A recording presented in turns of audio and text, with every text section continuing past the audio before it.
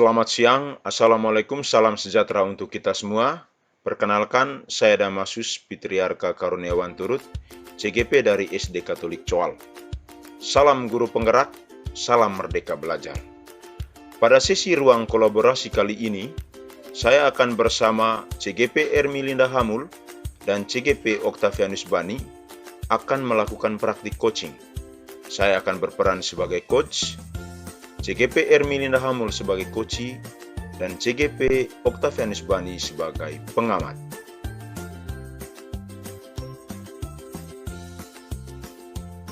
Kami akan melakukan praktek coaching model Tirta. Dengan latar belakang permasalahan yang dihadapi adalah seorang rekan guru disupervisi oleh pengawas sekolah. Dalam praktik pembelajaran yang dilakukannya, dia tidak menggunakan buku teks pembelajaran. Dia menggunakan sumber lain sebagai referensi untuk belajar bersama siswa. Pengawas sekolah tidak setuju dengan apa yang dilakukannya. Pengawas sekolah melaporkan hasil temuannya ini kepada kepala sekolah. Karena hal ini, rekan guru tersebut mendapat teguran atau peringatan dari kepala sekolah. Rekan guru tersebut dengan berat hati menerima teguran tersebut. Dia menjadi kehilangan semangat, tidak termotivasi untuk melakukan pembelajaran. Bagaimanakah praktek coaching yang kami lakukan? Saksikan pada tayangan video berikut ini. Oke. Ya. Melinda, apa kabar? Baik. Baik ya? Baiknya gimana? Baiknya. Baik sekali apa? Baik sekali. Oh ya, kemarin ada supervisi ya? Supervisi dari pengawas. Ya, Pak. Ya, Pak. Kelihatannya capek, kemudian reaksinya juga kurang bersemangat gitu setelah supervisi. Kira-kira ada apa ya? Bisa ceritain supervisi kemarin? Ya, beginilah Pak. Supervisi kemarin menurutku agak kurang mengena, kemudian nggak enak. Bayangkan, saya sudah mempersiapkan diri untuk praktek mengajarku. Ya, yang menurutku terbaiklah.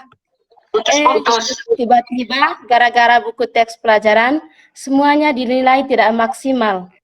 Padahal selama proses pembelajaran, saya amati semua siswa antusias dengan apa yang sedang kami pelajari.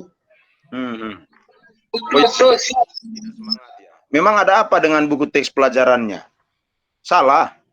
Atau bagaimana dengan buku teks pelajarannya? Sebenarnya tidak salah, Pak.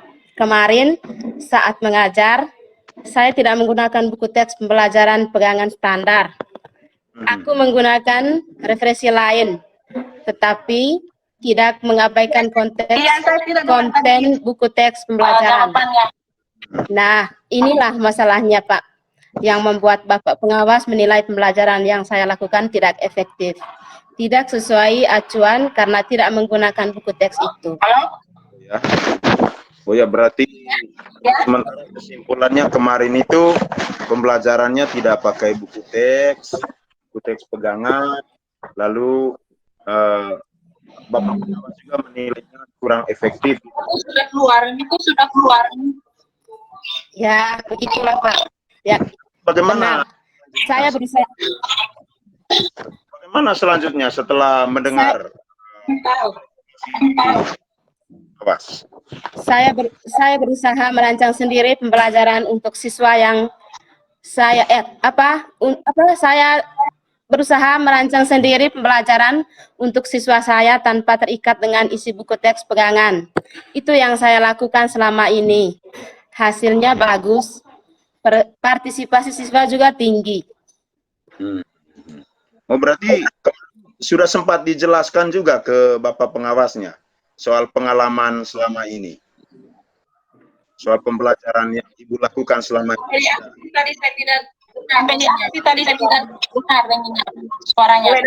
Kemarin ketika evaluasi berdua di kelas, saya jelaskan semuanya, Pak. Saya katakan ke beliau bahwa pembelajaran yang saya lakukan berdasarkan kondisi atau kebutuhan siswa. Kan yang tahu situasi mereka kita kan, Soal buku teks pelajaran, saya katakan bahwa buku teks pelajaran tetap saya pakai. Kontennya juga saya ambil dan dipadukan dengan referensi lain. Hasil perpaduan berbagai referensi tersebut yang saya cetak dan bagikan ke siswa untuk jadi bahan pembelajaran bersama.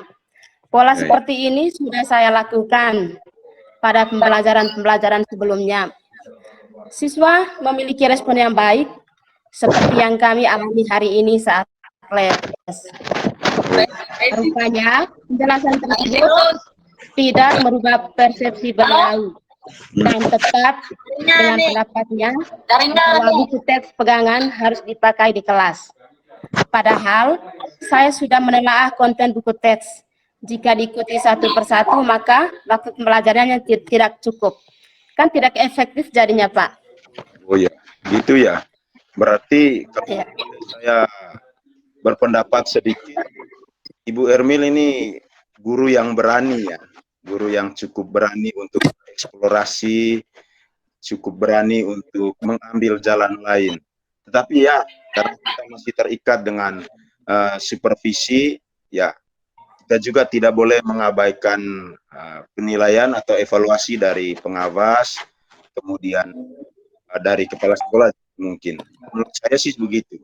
Nah, setelah mendapat gambaran seperti itu atau hasil evaluasi dari pengawas seperti itu, kira-kira apa rencana selanjutnya dari Ibu Ermil? Atau ada ide lain untuk memulai atau bagaimana? Ya, tadi setelah keluar dari ruang kepala sekolah, saya sempat berefleksi bahwa cara yang menurut saya terbaik yang saya lakukan kadang menciptakan situasi tidak nyaman, Pak, karena penilaian pihak lain.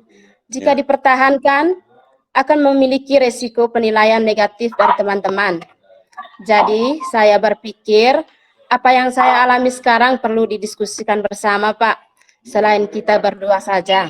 Karena salah satu tujuan kita semua bekerja di sini untuk mempertahankan nama baik sekolah, kan, Pak? Ya, saya sepakat.